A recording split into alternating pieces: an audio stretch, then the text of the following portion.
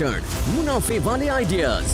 कीजिए कल की तैयारी आज हमारे साथ। देखिए CNBC आवाज मोतीलाल ओसवाल स्टूडियो से लाइव।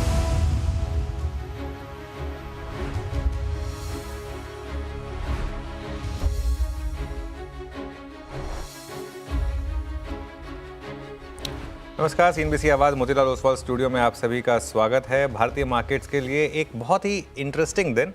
आज मार्केट ने 2 ट्रेड दी। हमने आज सुबह डिस्कस किया था कि आपको आज 2 ट्रेड मिलेंगी लार्जली। एक सुबह जहां हम खुले वहां पर एक शॉर्ट ट्रेड और उसके बाद कल का लो तोड़ने के बाद लोअर लेवल से एक लॉन्ग ट्रेड। अब तक दोनों प्ले आउट हुई। अब मार्केट वापस ग्रीन में।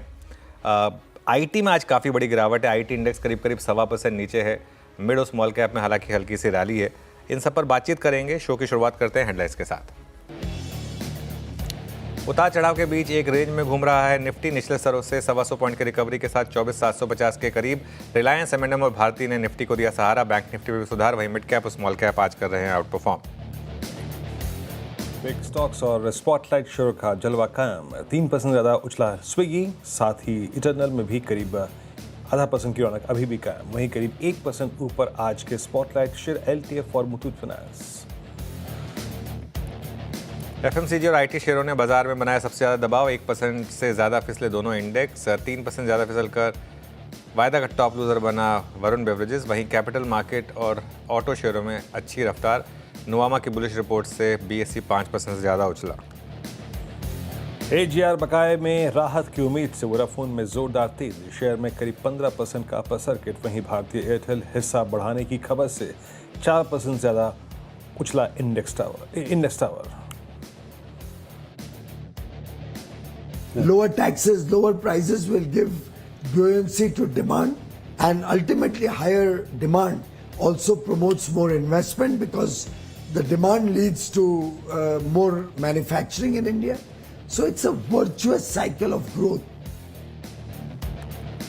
GST रिफॉर्म से इकोनॉमी को मिलेगा बूस्ट। नेटवर्क 18 के editor in chief Rahul Joshi के साथ एक्सक्लूसिव इंटरव्यू में बोले कॉमर्स मिनिस्टर पीयूष गोयल। कहा मिडिल क्लास के लिए बोनांजा है GST रिफॉर्म। डिमांड में होगी बढ़ोतरी। अमेरिका के साथ नवंबर तक ट्रेड डील होने की जताई उम्मीद।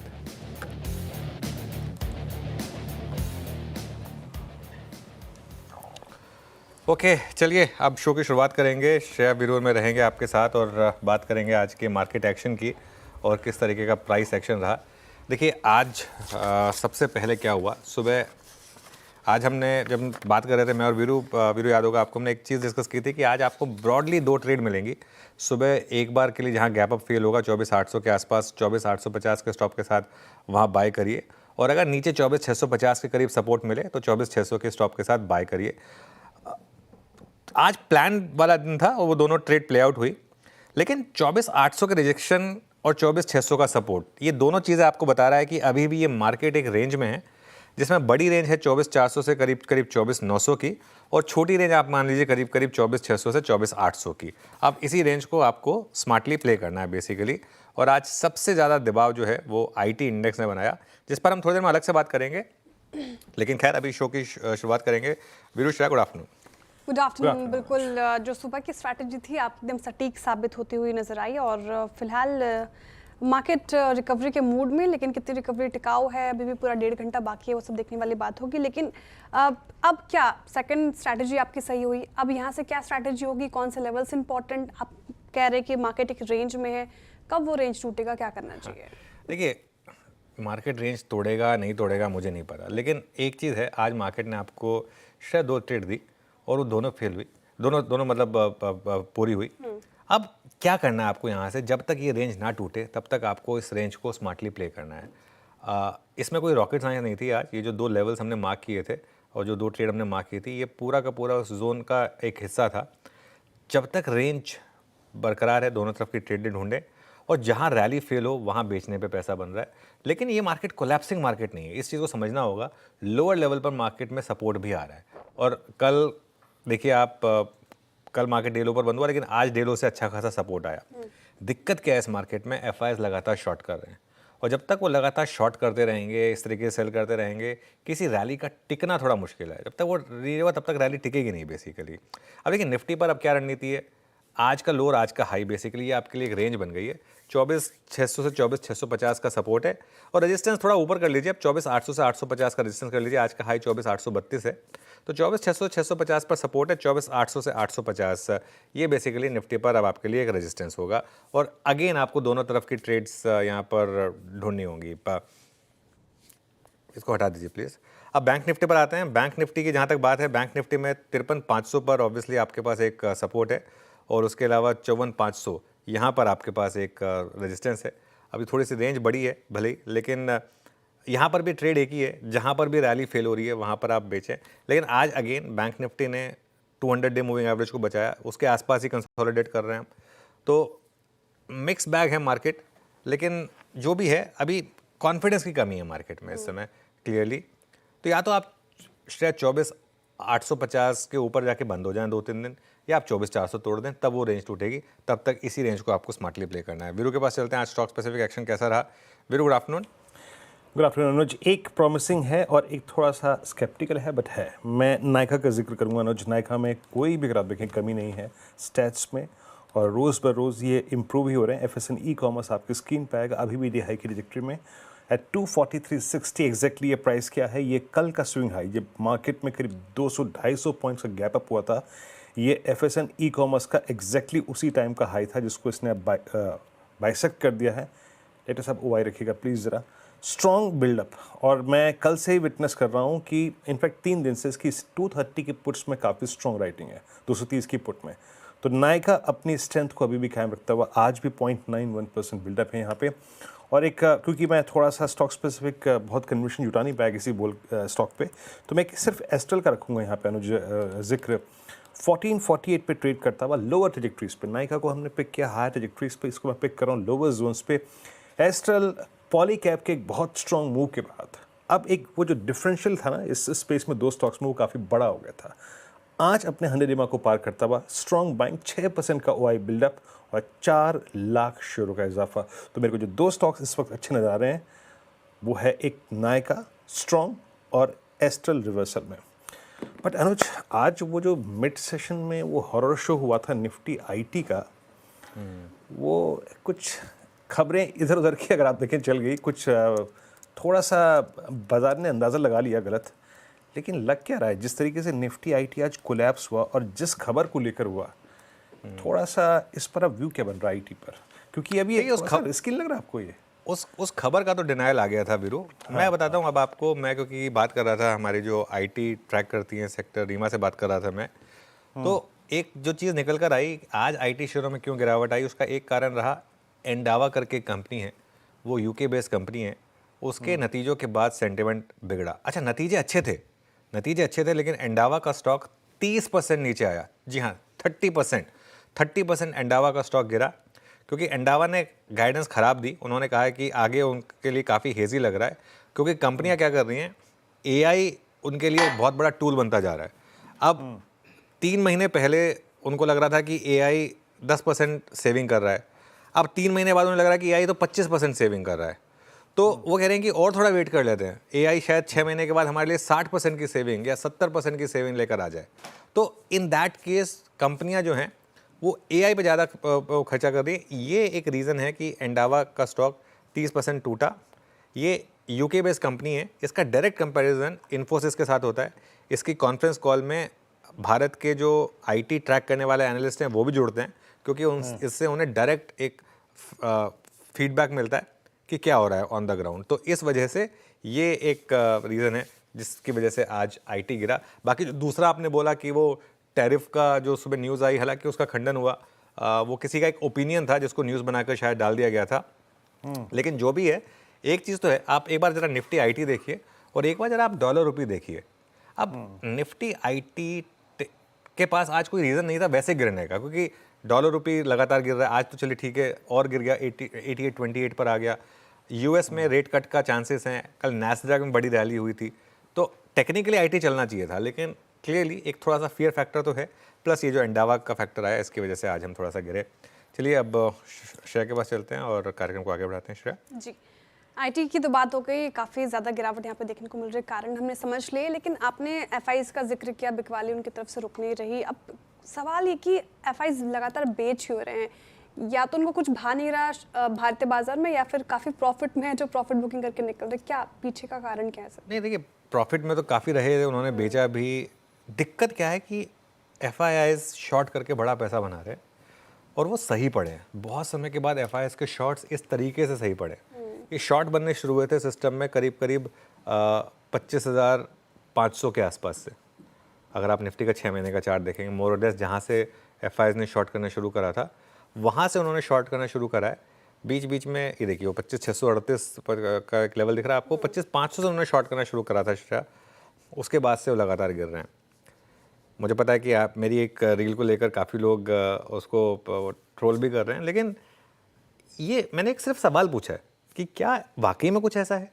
क्या वाकई में कोई एक एंटी इंडिया एक इस समय लॉबी चल रही है? क्योंकि देखिए, इस तरीके की मार्केट में हर अच्छी खबरों पर मार्केट ना चले, पहले कई बार हुआ है, ऐसा नहीं है कि नहीं हुआ है पहले। लेकिन हमारी मार्केट में कोई बबल नहीं है। हमारी मार्केट में ऐसा कुछ नहीं है कि अर्निंग्स कंप्लीटली कोलैप्स कर गई हैं। अर्निंग्स ग्रोथ थोड़ी कम रही है, डी ग्रोथ नहीं हुई है। कंपनियों की अर्निंग्स ग्रोथ हुई है, वो थोड़ी सी भले ही कम रही हो, लेकिन एक साल पहले जो निफ्टी 26,200 पर था, 26,300 पर था आज ही की डेट पर, आज वो 24,700 पर है। और उस बीच में अर्निंग्स थोड़ी सी तो बढ़ी हैं, अच्छी से अच्छी खबरें आ रही हैं। जीएसटी कट, उससे पहले जीडीपी 7.8%, उससे पहले इनकम टैक्स कट, उससे पहले आरबीआई के लगातार रेट कट्स वगैरह, उसके बाद भी इस तरीके की सेलिंग हो रही है। चलिए ठीक है, ज़रूरी नहीं है कि मार्केट हर अच्छी खबर पर भागे, लेकिन कुछ ना कुछ तो है यहाँ पर। देखिए, ये या तो इन शॉर्ट्स को कुछ पता है या फिर ये गलत साबित होंगे, दो में से एक चीज़ होगी जो हम बार बार कह रहे थे। मैं होप करूँगा कि दूसरा वाला हिस्सा कि वो गलत साबित हो, वो टाइम बताएगा। ये फेज़ है, इसमें एफआई सेल कर रहे हैं, कोई बात नहीं, वापस आएगी बाइंग। और सवाल उठाना हमारा कर्तव्य और लाजमी भी, हम सवाल उठाएंगे भी। चलिए अब आगे बढ़ते हैं और ट्रेंडिंग स्टॉक्स की बात करते हैं, क्योंकि मार्केट रिकवरी दिखाने की कोशिश कर रहा है। तो शुरुआत जहां पर खरीदारी आज के सत्र में होते हुए नजर आ रही है। मैक्सिमम स्टॉक्स आपको ऑब्वियसली ऑटो स्पेस से दिखेंगे। शानदार रैली महिंद्रा एंड महिंद्रा, कल भी अच्छा मोमेंटम आज भी कंटिन्यू कर रहा है। 2.5% ऊपर आज के सत्र में। आयशर मोटर्स 2.5% की तेजी यहां पर देखने को मिल रही है। इटर्नल पर काफी बुलिश ब्रोकरेज रिपोर्ट और बिग स्टॉक्स में इसको शामिल किया गया था, 1.5% ऊपर। श्रीराम फाइनेंस में भी लगभग 1.5% की करीब करीब खरीदारी होती हुई नजर आएगी आपको। इसके अलावा कहाँ पे और बाइंग नजर आई है, थोड़ा आप देखिए टेलीकॉम स्पेस में आज फिर से बाइंग नजर आई। इंडस्टार आपको दिखेगा 5% ऊपर, वोडाफोन आइडिया भाग गया 10% के करीब, और भारतीय एयरटेल ने जिस तरीके से इंडस्टार में अपना स्टेक बढ़ाया है, उस खबर के बाद यहाँ पर तेज़ी देखने को मिल रही है। बीएससी इनके जो मार्केट शेयर की जो खबर है, इनफैक्ट शो में अगर आगे समझेंगे भी कि बीएससी क्यों भाग रहा है, 5% की तेज़ी के साथ ये कर रहा है कारोबार। केफिन में भी अच्छी खासी तेज़ी आज के सत्र में 3.5% ऊपर है आज के सेशन में। लेकिन कहाँ पर डेंट, एफएमसीजी पैक बैकफुट पर आईटी से आपको नजर आएगा। इसके अलावा आईटी जिस तरीके से परफॉर्म कर रहा है, गिरावट टीसीएस, इन्फोसिस, साथ ही कुछ फार्मा के चुनिंदा स्टॉक्स में भी आज मुनाफा वसूली देखने को मिल रहा है। सिप्ला भी 1.5% डाउन। साथ ही एफएमसीजी पैक से वरुण बेवरेजेस दिखेगा आपको। रियल्टी स्पेस भी डाउन है, तो प्रेस्टीज स्टेट, साथ ही परसिस्टेंट सिस्टम आईटी स्पेस है। टॉरेंट पार भी 2% के करीब करीब गिरावट, यहाँ पे 2.5% से लेकर 3% के करीब करीब पूरा इंडेक्स आपको गिरता हुआ नजर आएगा। चलिए अब आगे बढ़ते हैं और कार्यक्रम में आगे बढ़ते हैं और पैनल से आपको मिलवाते हैं। फंडामेंटल राइड देने के लिए हमारे साथ होंगे एयूएम कैपिटल के राजेश अग्रवाल जी। टेक्निकल कॉल्स लेंगे हम प्रकाश गाबा, मानस जायसवाल, राजेश सातपुते, कविता जैन, अमित सेठ और सोनी पटनायक जैसे। 2:15 पर ये तीन मुद्दे बताएंगे आपको। बीएससी और इंडस्टार में तेजी क्यों है, 2:20 पर ये तीन ही बताएंगे आपको। ओला इलेक्ट्रिक क्यों टूट रहा है आखिर, 2:25 पर समझेंगे। स्विगी और इटर्नल पर ब्रोकरेज क्यों बुलिश है, 2:35 पर मनीषा गुप्ता बताएंगे आपको रुपए में इतनी गिरावट आखिर क्यों आ रही है। 2:45 पर एफआईज का एक्शन कैसा रहा बताएंगे कंचन नौटियाल। 2:50 पर बिग मार्केट वॉइस में हमारे साथ जुड़ेंगे एलेक्सर इक्विटीज के डायरेक्टर दीपन मेहता जी। 3:05 पर डेली रूम चेक, 3:10 पर एनर्जी कल के लिए स्ट्रैटेजी, 3:15 पर बीटीएसटी एसटीबीटी कॉल्स। फिर कंचन नौटियाल बताएंगे आपको अगले हफ्ते के अहम बड़े ट्रिगर्स क्या हैं और बाजार बंद होने के बाद बाजार के सेंटिमेंट को सुधारने वाला एफएम का सबसे बड़ा इंटरव्यू। चलिए फिर हमारा पैनल तैयार है और पैनल के पास चलते हैं और ट्रेड्स की शुरुआत करते हैं। गुड आफ्टरनून आप सभी को। गाबा सर बताइए क्या रहेगी इस समय की trade? Good afternoon to you. अच्छा लगता है ग्रीन देखकर, स्टॉक का नाम है एस्ट्रल। एस्ट्रल में एक ब्रेकआउट मिला है, माइनर ब्रेकआउट, ट्रेड करा है 1447-48 के आसपास। स्टॉप लगाना चाहिए 1432 का, करीब 1500 रुपए का स्टॉप है। मेरे ख्याल से फर्स्ट टारगेट होना चाहिए 1480, जोन है 1500, पॉसिबल है नेक्स्ट टाइम के लिए, लेकिन 14 एक रीजनेबल टारगेट है एस्ट्रल। चलिए, एस्ट्रल प्रकाश सर की कॉल होगी 1448 पे। अब चलते हैं मानस जी के पास। मानस जी, गुड आफ्टरनून, आपका ट्रेड। गुड आफ्टरनून वीरेन जी। तो देखिए, मेटल स्पेस में नैल्को नेशनल एल्यूमिनियम पे खरीदारी करने की राय रहेगी। कल हमने एक पॉज देखा, कंसोलिडेशन देखने को मिला, लेकिन आज फिर से रैली रिज्यूम हुई है। तो मेरा समझना है कि यहाँ पर 206 के स्टॉप लॉस से खरीदारी करनी चाहिए। 218 218 तक के टारगेट्स पॉसिबल है, ये कैश लेवल्स हैं। चाहे तो 210 वाला कॉल ऑप्शन जो 5 रुपए 60 पैसे पे ट्रेड हो रहा है, वहां पर खरीदारी करिए 3 रुपए 90 पैसे के स्टॉप लॉस से, और 10 रुपए के टारगेट सेट करिए। ओके मेटल आधा फीसदी की तेजी के साथ ये इंडेक्स कर रहा है कारोबार। नैल को पसंद आ रहा है मानस जी को, यहाँ पे खरीदारी की राय। राजेश सातपुते जी, वेरी गुड आफ्टरनून, बताइए आपने क्या पिक किया है? Very good afternoon Shreya, good afternoon everyone. Shreya देखिए, मेरी जो नजर है वो भारती के चार्ट के ऊपर है। मुझे लगता है एक बेहतरीन चार्ट है भारती का। एक कंसोलिडेशन था और कंसोलिडेशन के बाद आर्ली चार्ट में यहाँ पे एक ब्रेकआउट है। तो भारतीय हम प्ले करेंगे, स्टॉप लॉस होगा करीबन 1890 का, 1890 का इनिशियली, और बाद में हम उसे ट्रेल भी कर सकते हैं। तो इनिशियल स्टॉप लॉस 1890 का रखे और भारतीय बाय करें। इसका जो टारगेट है स्विंग का, वो रहेगा 1940 से 1950। ओके, चलिए आप चलते हैं सोनी जी के पास। सोनी जी, गुड आफ्टरनून, बताइए आपकी ट्रेड। जी गुड आफ्टरनून एवरीवन। मेरा यहाँ पे बाय रिकमेंडेशन है बायोकॉन में। बायोकॉन आज एक बुलिश एंगल्फिंग कैंडल पैटर्न बना रहा है, शॉर्ट कवरिंग काफी स्ट्रॉन्ग है, कंफर्टेबली अपनी 200 डमा के ऊपर सस्टेन कर रहा है। सो बायोकॉन फ्यूचर्स पे बाय कर सकते हैं 360 स्टॉप लॉस के साथ। टारगेट यहाँ पे रहेंगे 373 और 376 के यहाँ पे, और ऑफिशियल रिकमेंडेशन भी आज हमने दिया है बायोकॉन पे बाय। ओके, बायोकॉन आपका 365 पे बाय कॉल है। चलते हैं अमित जी के पास, अमित सेठ जी के पास। अमित जी, गुड आफ्टरनून, आपका ट्रेड इस वक्त का। जी good afternoon Viren ji, good afternoon Anuj ji, Shreya ji, everybody on the panel.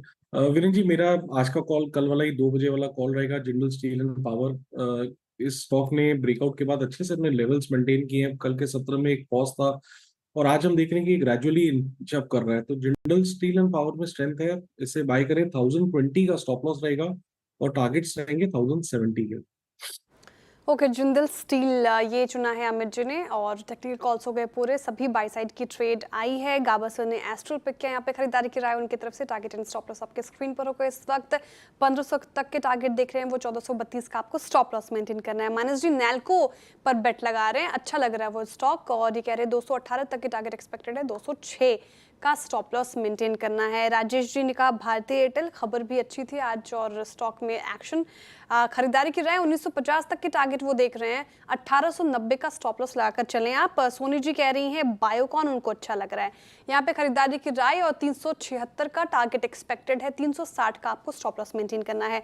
Amit ji ने अभी JSPL चुना, यहाँ पे खरीदारी की राय और 1070 के टारगेट, 1020 का स्टॉप लॉस मेंटेन करना है। चलिए अब फंडामेंटल आइडिया लेते हैं। राजेश अग्रवाल जी हमारे साथ मौजूद हैं। Rajesh ji, very good afternoon, स्वागत है आपका कार्यक्रम में। बताइए कहाँ लगाएंगे हाथ?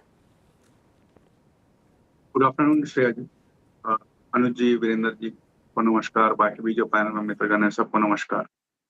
डाउन लाने गाने की बात की जाए तो मुझे लगता है कि एस्ट्रल के साथ जाना चाहिए इस वक्त।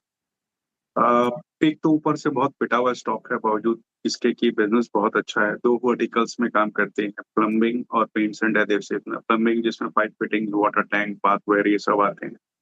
CPVC रेशिन इनका मेन रॉ मटेरियल है, जिसका खुद का प्रोडक्शन ये FY 27 के दूसरे तिमाही तक चालू कर लेंगे। पहली तिमाही के नतीजे दबाव में थे क्योंकि PVC के प्राइसेस बहुत नीचे थे, बट अब सेकेंड क्वार्टर में ऐसे इंडिकेशंस मिले हैं कि रिलेशन बढ़ गए हैं। इवन हालिया दिनों में 2-4 दिन के अंदर ही प्राइसेस स्टेबल होते हुए नजर आए, थोड़ी मजबूती भी नजर आई। पाइपिंग डिवीजन में अच्छी बढ़त देखी गई और एडहेसिव डिवीजन बहुत अच्छी तरीके से बढ़ रहा है।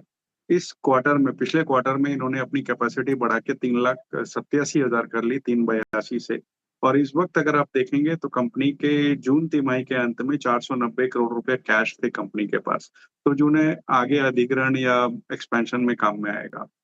वैल्यूएशन बहुत अट्रैक्टिव लग रहे हैं और मुझे लगता है कम से कम 10% की बढ़त आने वाले 2 क्वार्टर्स में बिल्कुल हो सकती है, तो यहाँ पे खरीदारी की सलाह रहेगी।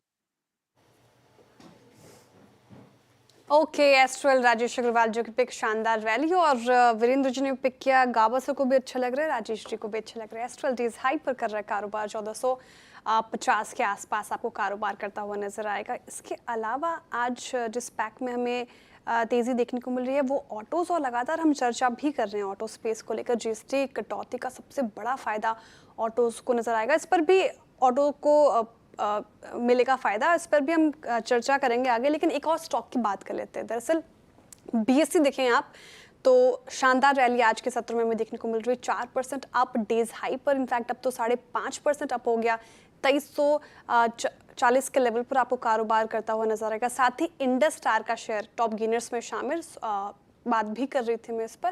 लेकिन सवाल ये कि दोनों स्टॉक आज क्यों भाग रहे हैं, क्या है कारण, ये समझते हैं यतिन जी से। यतिन जी गुड आफ्टरनून, बताइए इंडस स्टार और बीएससी दोनों ही आज का हीरो ऑफ द डे। जी, दोनों ही हीरो बन गए हैं। और अगर हम सबसे पहले बात करें बीएससी की, तो सुबह से ही स्टॉक में अच्छा खासा ट्रैक्शन देखने को मिल रहा है। और पर्टिकुलरली बीएससी की बात करें तो जिस तरीके से थर्सडे की एक्सपायरी हुई है उसमें वॉल्यूम्स बहुत बढ़िया हुए हैं। पिछले पीरियड से आप कंपेयर करें वीक ऑन वीक बेसिस पे, या आप कंपेयर करें एनएससी के मंडे और ट्यूसडे के एवरेज वॉल्यूम्स को वर्सेस वेडनेसडे और थर्सडे की बीएससी वॉल्यूम्स को, तो आपको दिखेगा एक स्पाइक आया है। इनफैक्ट इस वीक में अगर आप देखें, एबरेशन ज़रूर होगा, लेकिन इस वीक की अगर आप बात करें तो बीएससी का मार्केट शेयर 31% तक हो गया है, जबकि पिछले वीक तक ये 25-27% के बीच में रहता था। तो गुरुवार को जो एक्सपायरी चेंज हुई है, जो कि अब बीएससी करेगी और एनएससी मंगलवार को करेगी, पहला हफ्ता था जहाँ वॉल्यूम्स पे कोई असर नहीं देखने को मिला, तो ब्रोकरेज थोड़े बहुत जो हैं अपने एस्टिमेट्स को फिर से एक बार रिवर्क कर रहे हैं, और शायद लग रहा है कि कोई बड़ा इम्पैक्ट यहाँ आएगा नहीं। और इसी के चलते स्टॉक में आज 5% की तेज़ी आप देख रहे हैं। और जो ऑप्शन वैल्यू है, टर्नओवर वैल्यू जो है, वो अब 55,000 करोड़ के आसपास हो गया, जो पिछले वीक क्यूमुलेटिवली लगभग 42,000 करोड़ के आसपास था।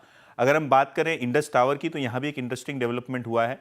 अफ्रीका की न्यूज़ आने के पहले जो एक्सचेंज पे डिस्क्लोजर अवेलेबल है एनएससी पे, जो ऑटो डिस्क्लोजर होते हैं, इसमें यह पता चल रहा है कि करीब 70 लाख शेयर्स भारतीय एयरटेल ने ओपन मार्केट से खरीदे इंडस टावर में, और 50% से हिस्सेदारी बढ़ा के 50.26% कर दी है। और भारतीय एयरटेल प्रमोटर है, और कहीं ना कहीं इस हिस्सेदारी को बढ़ाने के बाद इंडस टावर के शेयर में 5% की तेज़ी। और सबसे पहले ये न्यूज़ आपने सीएनबीसी आवाज़ पे देखी। यतिन, बहुत बहुत शुक्रिया, दोनों ही स्टॉक्स को आपने एनालाइज किया। और बीएससी जिस प्रकार के वॉल्यूम्स थर्सडे की एक्सपायरी के दिन रहे, वो आज, और आई थिंक उस रिपोर्ट में जो उल्लेख किया गया था उसके बाद स्ट्रॉन्ग मूव। अनुज जी, एक कहा जाता है केस, देखिए आपके मेरे दिल में, सबके दिल में गुरुवार ही है। हम तो 20 साल से गुरुवार देख रहे थे। Never change your winning combination, है ना। एनएससी के लिए वही कहना पड़ेगा आज, है। देखिए वीरू, पता क्या हो जाता है, कई बार थोड़ा सा बाई चांस की बात है कि थर्सडे थोड़े से समीकरण भी ऐसे बैठे थे। जरूरी नहीं है कि हर थर्सडे होगा, आगे जाते हुए मंगलवार को भी ऐसे समीकरण बैठ सकते हैं। लेकिन ये चीज़ तो है कि जो लोगों को डर था कि बीएससी के वॉल्यूम एकदम कम हो जाएंगे वो एक्सपायरी शिफ्ट होने से, वो नहीं हुआ। बीएससी में डर अब एक ही है, बीएससी में डर एक ही है कि वो जो उस दिन सेबी चेयरमैन ने कहा था कि हम कंसल्टेशन लेकर आएंगे, उसके बाद बात करेंगे कि वीकली एक्सपायरी को कैसे वो करना है। तो उसमें उसके बाद जब नीलेश भाई आए थे, उन्होंने जो एक इंटरेस्टिंग चीज़ बोली थी, तो क्या ये वाकई में डिस्कस हो रही है एक प्रपोजल कि वीकली एक्सपायरी भी रहे, मंथली एक्सपायरी भी रहे। बस ये है कि वीकली मंथली जो हेज फंड्स हैं बड़े बड़े, उन्हें बोला जाए आप सिर्फ मंथली में काम करिए। वैसे भी आप डीआईएस को भी या म्यूचुअल फंड को भी तो कहाँ इंट्राडे में करने देते हैं सौदे एफएनओ में। तो हो सकता है कि ये हेज फंड को भी बोल दिया जाए कि आप वीकली एक्सपायरीज आपके लिए नहीं है, आपको हेज करना है, आपको जो मर्जी करना है, आपको प्रॉपर डायरेक्शनल ट्रेडिंग करनी है, आप मंथली के थ्रू करिए, वीकली मत करिए। ये चीज़ हो सकती है। अगर ऐसा हो गया तो वो फिर विन विन होगा। लेकिन ये चीज़ एक क्लियर हो गई कि जो एक ये था कि सिर्फ एक्सपायरी का डेट चेंज होने की वजह से देखिए, हाँ, अब ये कोई वो थोड़ा ना है कि मैं मंगलवार को अंडा नहीं खाता हूँ और थर्सडे को खा लेता हूँ। ये तो इसमें कोई ऐसा तो है नहीं। जिसको ट्रेडिंग करनी है उसने मंगलवार को भी ट्रेडिंग करनी है, उसने थर्सडे को भी ट्रेडिंग करनी है ना। तो इसके लिए ये मेरे ख्याल से शायद इस वजह से, और वो रिपोर्ट जो है वो सही कह रही है ना, टर्नओवर बढ़ा है, मतलब फैक्चुअल डेटा है, ऐसा नहीं है कि नहीं है। लेकिन और स्टॉक भी तो गिर गया था, 3,000 वाला स्टॉक गिर के 2100-2200 पे आ गया था, वो भी एक कारण था। बिल्कुल 200 EMA टेस्ट किया था इसने, वो भी एक कारण था, no doubt about that. Alignment इसका कुछ अगर आप देखें वैसा ही था। राजेश अग्रवाल जी, आपका टेक क्या है बीएससी पे या फिर इस पूरी क्लास पे, जो कि काफ़ी हद तक वीकली एक्सपायरीज उनके अस्तित्व पे निर्भर करता है, उनका बहुत निकट भविष्य जो है, और उसमें आप बीएससी को कहाँ रखेंगे? और जिस प्रकार की इस गुरुवार के वॉल्यूम्स रहे एक्सपायरी के दिन, आपका टेक क्या है? इन क्लास ऑफ स्टॉक्स में से आपका पिकिंग ऑर्डर क्या है इस वक्त? वीरू जी, मैं आपको बता दूं कि आवाज पे ही 500 रुपए से मैं बीएससी लगातार देता आ रहा हूँ, जो ऊपर 8,000 बिका और अब बोनस एडजस्ट होकर के 3,000 तक बिक के आया।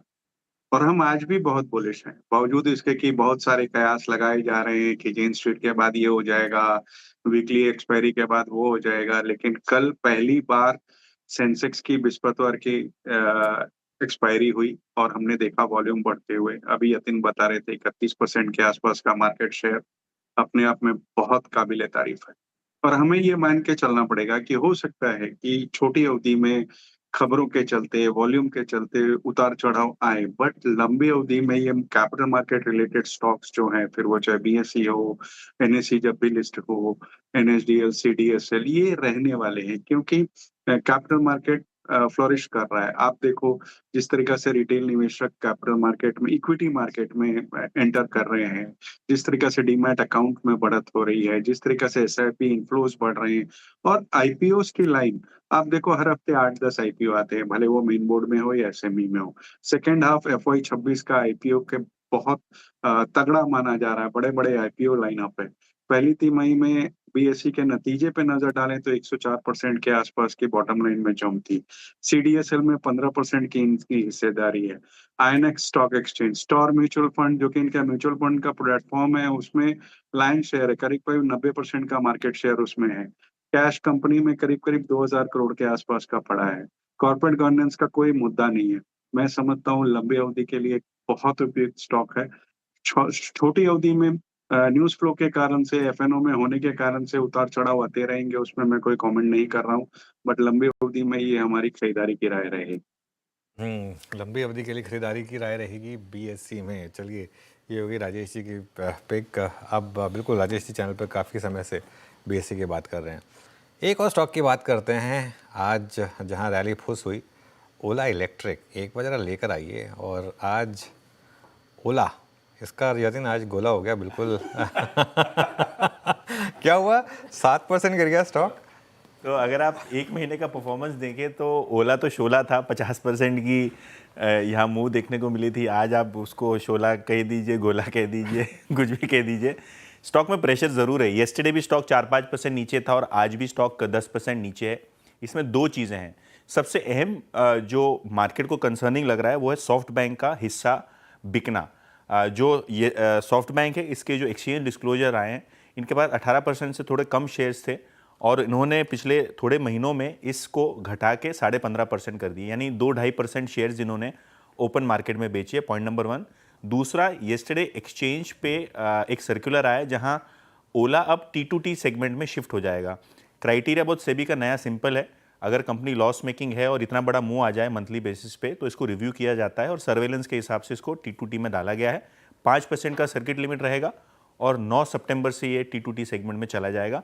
तो ऑब्वियसली लिक्विडिटी कम होती है, तो ज़्यादा करके जो शेयर्स में ट्रेडिंग करते हैं, यहाँ आप देख रहे हैं कि थोड़ा बहुत अनवाइंडिंग देखने को मिल रहा है आज के सत्र में। बिल्कुल। चलिए, तो ये इस समय ओला, आप ध्यान रखिएगा, एक महीने में काफ़ी चला था ये स्टॉक और उसके बाद इस तरीके की गिरावट आई यहाँ पर 60.22 इस समय। शुक्रिया यतिन। राजेश अग्रवाल जी, ये ओला, शोला या गोला, क्या व्यू रहेगा इस पर? गोला ही रहेगा। मुझे तो आश्चर्य था कि पिछले 8-10 दिन में ये जो चाल आई वो आई क्यों, क्योंकि अगर आप देखें लगातार लॉस मेकिंग, क्वालिटी कंसर्न्स, कई बार नेगेटिव न्यूज में रहता है।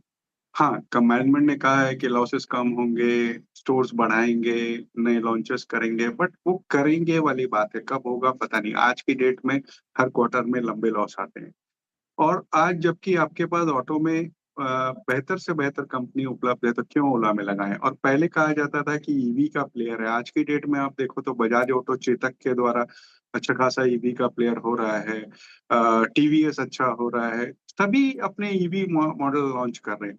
तो आज की डेट में मुझे लगता है कि बेट के साथ ही जाना चाहिए। बेट यानी कि बजाज ऑटो, आयशर या TVS. That's my choice. Bajaj auto,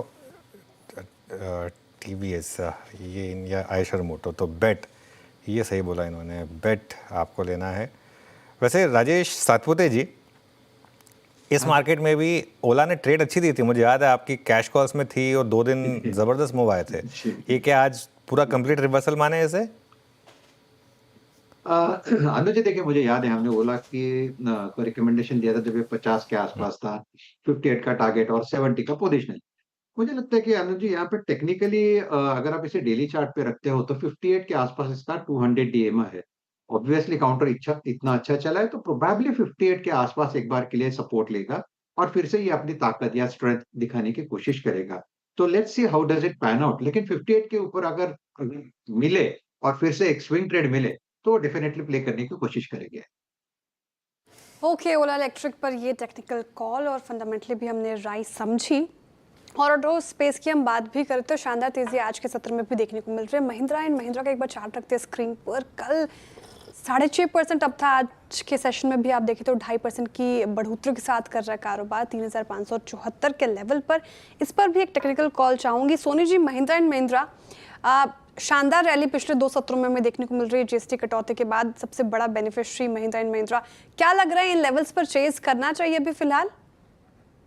Shreya जी, यहाँ पे काफी स्ट्रॉन्ग ब्रेकआउट है। इनफैक्ट एमएनएम एक आई फील कि एफएनओ स्टॉक में एक ऐसा स्टॉक है जो कि डाउन मार्केट में भी बहुत स्ट्रॉन्ग परफॉर्म किया है और यहाँ पे डेफिनेटली ऐड करना चाहिए। ब्रेकआउट अगर हम ट्रेडिंग पर्सपेक्टिव से देखेंगे तो 3450 के ऊपर आया है, तो कहीं ना कहीं वो लेवल अभी एक सपोर्ट बनते जा रहा है। पोजिशनली मुझे टुवर्ड्स 3700 नजर आ रहा है, बट अगर डिक्लाइंस पे आप ऐड कर सकते हैं टुवर्ड्स 3500 लेवल्स, तो वहां पे थोड़ा बेटर लेवल रहेगा, रिस्क रिवॉर्ड रेशियो वहां पे बैलेंस रहेगा। सो टुवर्ड्स 3700 प्लस लेवल्स के टारगेट्स यहाँ पे आप नजर डाल सकते हैं। अच्छा, 3574 पे ये हो गया, ये ऑल टाइम हाई पे स्टॉक का। मैं सुबह जिक्र कर रहा था आरबीएल बैंक का। आरबीएल बैंक में ये 274.40 का प्राइस। डायरेक्टर साहब जरा 270 की पुट लेके आइएगा, मैं आपको एक चीज़ दिखाता हूँ। ये इसका प्राइस है 21 फरवरी 2024 के बाद का अब तक का सबसे हाईएस्ट लेवल। इनफैक्ट पहले अनुज याद है, ये शायद आपने भी पहले पिक किया था, मैं भी काफ़ी समय से देख रहा हूँ।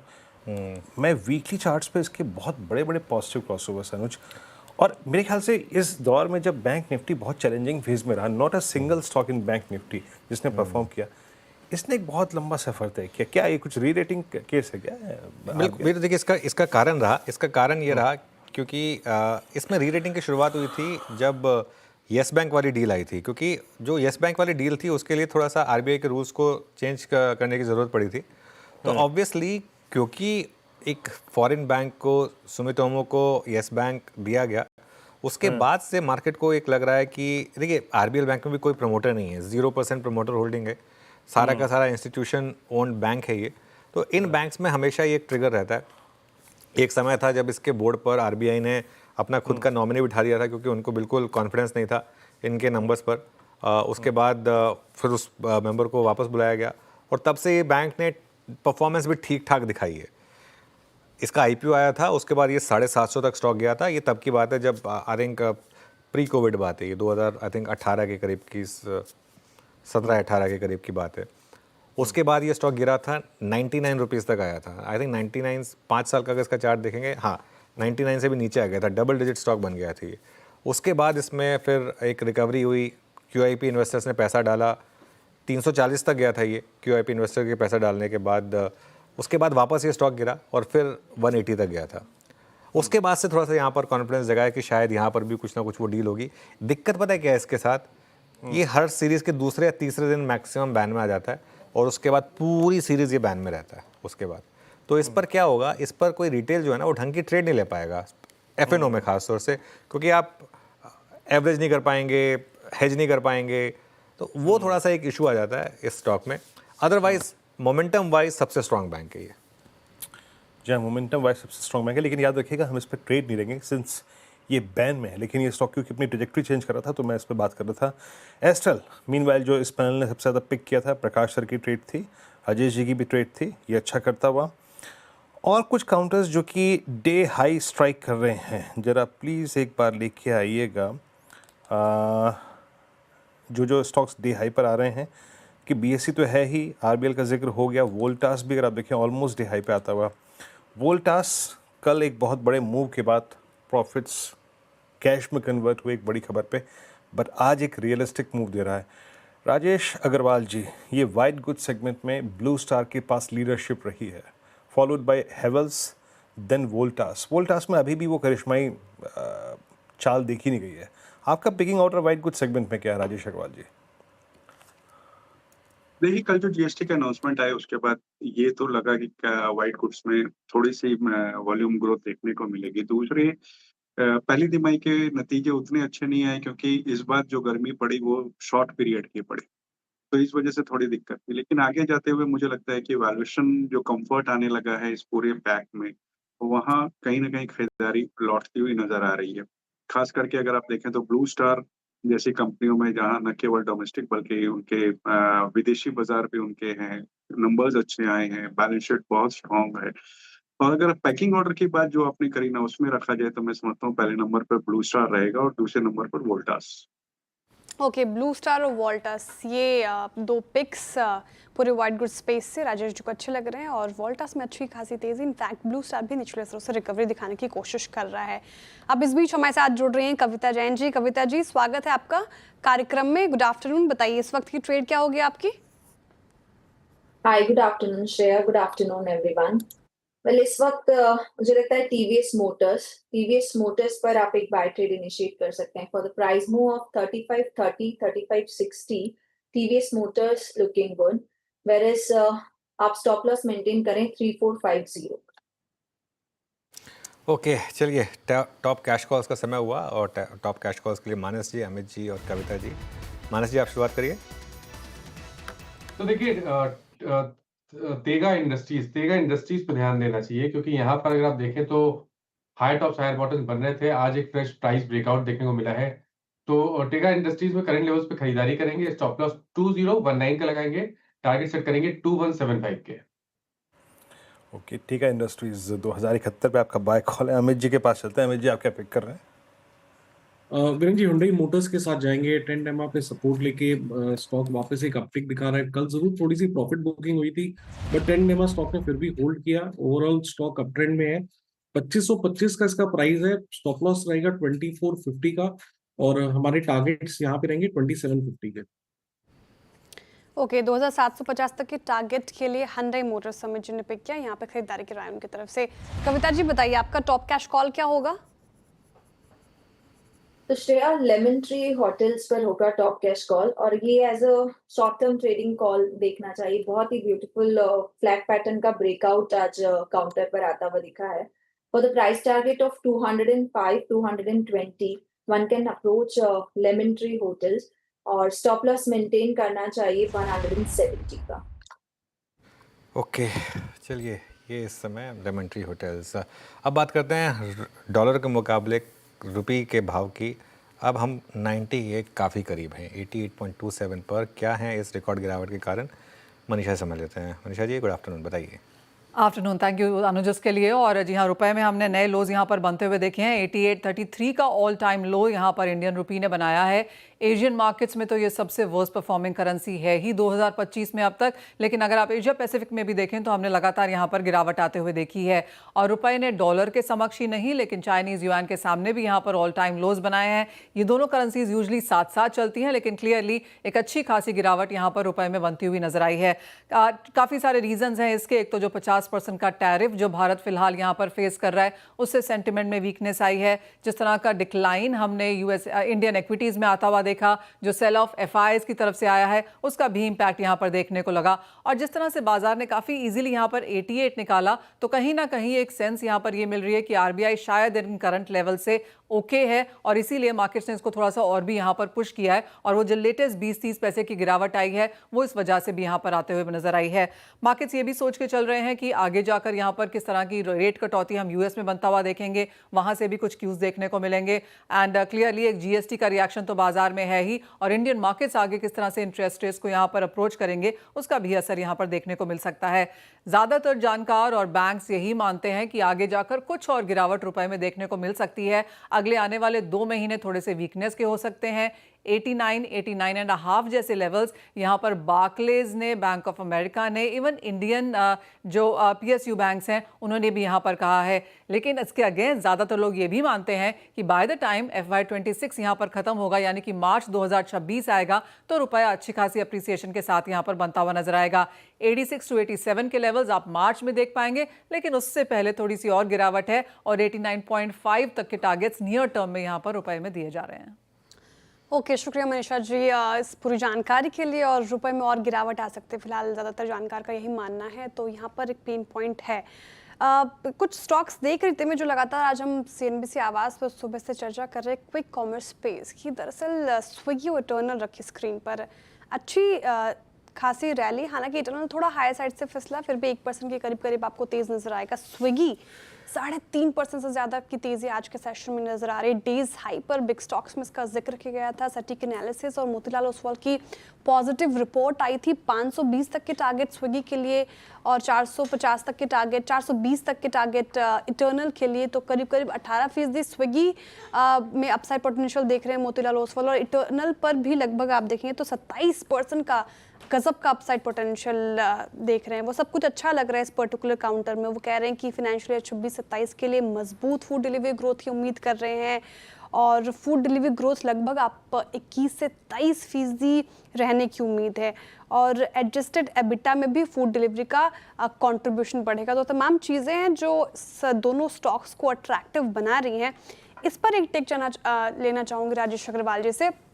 काफ़ी बार राजेश जी मैंने आपसे पूछा होगा ये कि इटर्नल वर्सेस स्विगी में आप किसे चुनते हैं, कौन सा स्टॉक अच्छा लगता है। आज डेज हाई पर जहां स्विगी और इटर्नल भी अच्छी खासी तेज़ी के साथ कर रहा है कारोबार, रिपोर्ट पॉजिटिव है, आप कहां स्टैंड कर रहे हैं, आपका झुकाव किस तरफ?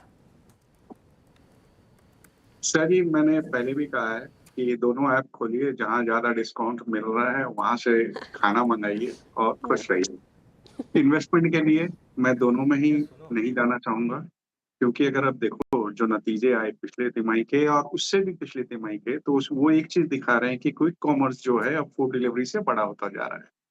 243 नए डार्क स्टोर्स इन्होंने Q1 में खोले, और लगातार ऐसी बातें आ रही है कि Q2 टायर 2 और टायर 3 सिटीज में ये और भी नए डार्क स्टोर्स खोलने की बात कर रहे हैं, करीब करीब 2000 डार्क स्टोर्स, जिसके कारण से नंबर्स दबाव में रहने वाले हैं, नो डाउट ऑन दैट।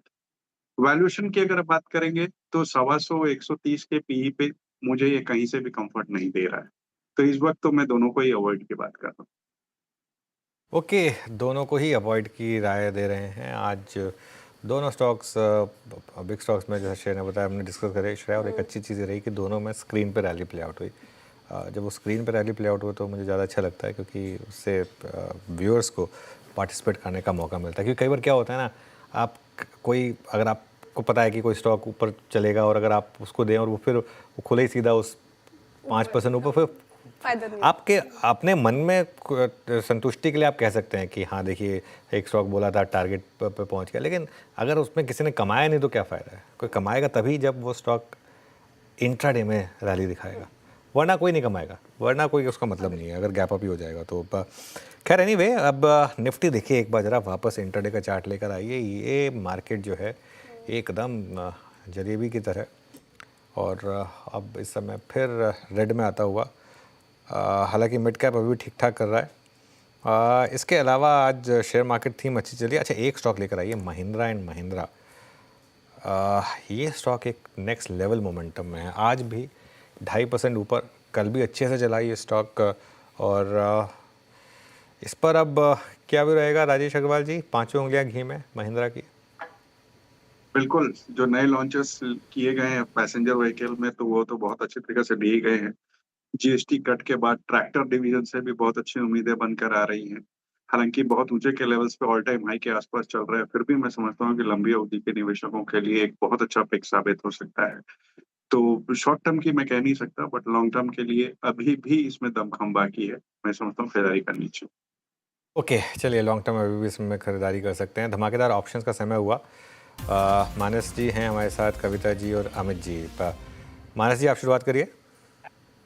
तो देखिए, प्रेस्टीज स्टेट पे खरीदारी पे कब पुट ऑप्शन खरीदना है, माफ करिएगा, क्योंकि यहाँ पर अगर आप देखें तो स्टॉक ने अपने 200 मूविंग एवरेज को ब्रेक किया है, लोअर टॉप लोअर बॉटम का ट्रेंड है, तो इसका पुट ऑप्शन खरीदा जा सकता है। इसके जो प्राइस है वो चल रहे हैं 44 रुपीज।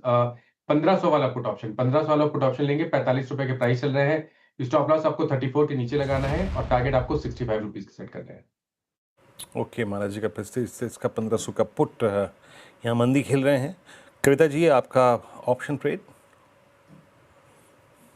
तो वीरेंद्र जी, वोल्टास पर आप 1440 के कॉल को अप्रोच कर सकते हैं। As of now it is trading at 29 के लेवल पर ट्रेड कर रहा है। For the price move of 3640 के लिए आप वोल्टास का 1440 का कॉल अप्रोच करें। स्टॉप लॉस मेंटेन करना चाहिए 22 का। ओके, वोल्टास का 1440 का आपको कॉल ऑप्शन लेना है। ये कविता जी की पिक हुई। अमित जी, आपका क्या होगा धमाकेदार ऑप्शन? जी शेर जी, अगर हम ग्लेनमा का चार्ट कंसिडर करें तो यहाँ पे हम एक बहुत ही अच्छा रिवर्सल देख रहे हैं 50 डेमा से। स्टॉक ने नैरो रेंज कंसोलिडेशन किया था ऑन 50 डेमा, 2 सत्र पहले एक स्ट्रॉन्ग मूव देखा और आज एक फॉलो मूव यहाँ पे हम देख रहे हैं। तो ग्लेनमा का 2050 का कॉल ऑप्शन करंटली ट्रेड कर रहा है लगभग 60 रुपीज पे। इसे बाय करें, 40 का स्टॉप लॉस रहेगा और टारगेट्स हमारी 100 रुपीज के रहेंगे। ओके, तीनों ट्रेड्स पूरे हो गए यहाँ पे। ग्लेनमार्क सुबह से अगर आप देखें ट्रेड से परसिस्ट कर रहा है लॉन्ग ट्रेड्स में। अच्छा, मैं थोड़े से अब इन ट्रेड्स के बाद रिवर्सल खोजते हैं। मान लीजिए कि बाजार अगले हफ्ते चला, स्टेबल रहा, स्ट्रॉन्ग रहा, कौन कौन सी पॉकेट्स हैं या फिर स्टॉक्स हैं जो रिवर्सल दे सकते हैं? सोनी जी, एक बार देखिएगा आप पीएनबी हाउसिंग, मेरे ख्याल से नहीं वो है नहीं, बात करते हैं ये अमित जी से। अमित जी, 794 10 डेमा को क्रॉस कर रहा है, प्रोसीडिंग टुवर्ड्स 20 डे, एक बेस क्रिएट करने की कोशिश करता हुआ। और ये बेस सिर्फ रीसेंट बेस नहीं है, ये पूरा का पूरा अगर आप देखें तो जून 2024 से लेकर अब तक का बेस है। एक कॉन्ट्रा कॉल लेने के लिए या फिर एक एवरेज आउट करने के लिए पीएनबी हाउसिंग में ये कितना अच्छा मौका है या फिर लेवल है? जी वीरेंद्र जी, अगर वीकली चार्ट्स की बात करें तो exactly weekly horizontal support stock का 750 के आसपास आता है। स्टॉक ने वहीं से एक रिवर्सल दिखाया। प्राइस और आरएसआई में एक डाइवर्जेंस है which indicates there is a possibility of reversal. Stock almost अपने 10 डेमा के ऊपर ट्रेड कर रहा है।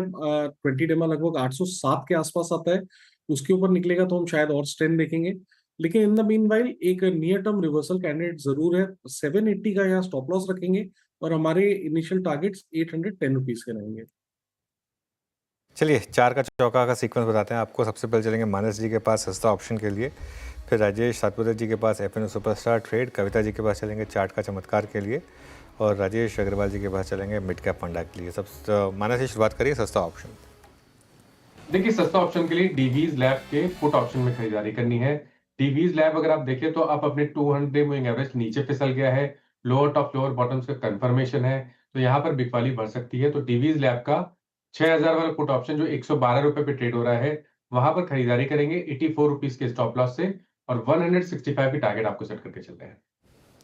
ओके, सस्ता ऑप्शन के लिए डिविस लैब का पुट ऑप्शन लेने को कहा गया है मानस जी की तरफ से। उनको लग रहा है कि यहाँ पे और बिकवाली बढ़ सकती है। राजेश सातपुते जी बताइए, एफएनओ सुपरस्टार के लिए आपकी पिक क्या होगी? श्रेया, देखिए मेरी पिक रहेगी रिलायंस इंडस्ट्रीज। रिलायंस में मुझे लगता है कि रिवर्सल आ रहा है। इस पे बेसिकली आप अगर अर्ली चार्ट देखो तो थोड़ा सा कॉन्फिडेंस बढ़ता है, तो थोड़ा अर्ली होगा, लेकिन ऐसे मार्केट में अगर सपोर्ट आ रहा है तो रिलायंस से ही आ रहा है, तो I would like to bet on Reliance. मेरा स्टॉप लॉस रहेगा 1355 का, यानी 20 पॉइंट का स्टॉप लॉस मेंटेन करेंगे।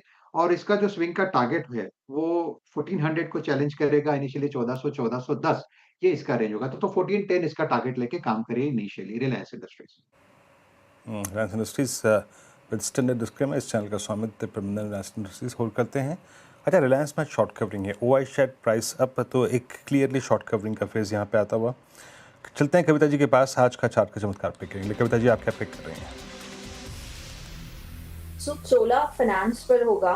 यहाँ अपने 20 डेज मूविंग एवरेज को सरपास करके काउंटर अभी मूव कर रहा है। इवन अपना प्रीवियस डे का हाई भी निकालते हुए है काउंटर। तो द प्राइस मूव ऑफ 1520 आप चोला इन्वेस्ट पर एक बाय ट्रेड ले सकते हैं 1500-1520 के टारगेट के लिए। स्टॉप लॉस मेंटेन करना चाहिए 1470 का। ओके, चलिए, चोला हो गई एक ट्रेड। अब चलते हैं राजेश अग्रवाल जी के पास मिड कैप फंडा के लिए। राजेश, ये बताइए आपकी ट्रेड। अनुज जी, मिड कैप फंडा के हिसाब से हुंडई के साथ जाना चाहूंगा। एसयूवी में लीडरशिप पोजीशन है, मार्जिन्स अच्छे हैं, रिटर्न रेशियोज अच्छे हैं, कैपेसिटी एक्सपेंशन कर रही है, एक्सपोर्ट मार्केट पर बहुत जोरों से टारगेट किया जा रहा है और बढ़ती हुई डिमांड को देखते हुए कैपेसिटी एक्सपेंड कर रही है। इन्होंने जनरल मोटर्स का तालेगांव का प्लांट ले लिया, जहां से जिस कारण से इनकी 8 लाख की कैपेसिटी आने वाले दिनों में 10.7 लाख तक की हो जाएगी। 32,500 करोड़ के आसपास का केपेक्स है, जो कि पूरी तरीके से इंटरनल एक्यूरल से होगा। और क्रेटा की ईवी लॉन्च की पहली तिमाही के नतीजे बहुत स्टेबल आए, डिस्पाइट की अच्छा खासा डिस्काउंट दिया गया था और FY 30 तक 26 नए प्रोडक्ट्स लॉन्च करने की बात कर रही है। वैल्यूएशन बहुत कंफर्ट दे रहे हैं, मैं समझता हूँ यहाँ खरीदारी करनी चाहिए। ओके, हुंडई मोटर्स 25 पे कॉल ट्रेड करता हुआ, ये इसके करियर का हाई है। 4 ट्रेड्स पिक किए हमने। पहला ट्रेड से मान्य जी के सौजन्य से उन्होंने पुट पिक की, ये दिवीज लैब की 6000 की पुट ऑप्शन 118 पे ट्रेड करती हुई। उसके बाद अगला ट्रेड आया आज का एफएस सुपरस्टार रिलायंस इंडस्ट्रीज़ को पिक किया राजेश सतपथी जी ने। तीसरा ट्रेड रहा कविता जी के सौजन्य से आज का चार्ट का चमत्कार चोला इन्वेस्ट और आखिरी कॉल रही हुंडई मोटर्स अभी राजेश अग्रवाल साहब की। 4 ट्रेड्स ये हो गए। निफ्टी अब कुल मिला के अगर आप देखें तो एक रेंज में रहने के बाद शायद रेंज के ठीक मिड भाग की तरफ ट्रेड करता हुआ, प्रोसीड करता हुआ शायद इसी की तरफ क्लोजिंग के लिए जाए। और बैंक निफ्टी ने जो अपना लॉस्ट ग्राउंड था, लॉस्ट ग्राउंड शब्द का इस्तेमाल मैं इसलिए कर रहा हूँ क्योंकि 54,000 की ट्रेजेक्ट्री को जाते जाते ये रीगेन कर रहा है, जहाँ पे अब मंथली बेसिस पे जो पुट राइटर्स हैं वो सितंबर के थोड़े से उनके एफर्ट्स नज़र आ रहे हैं।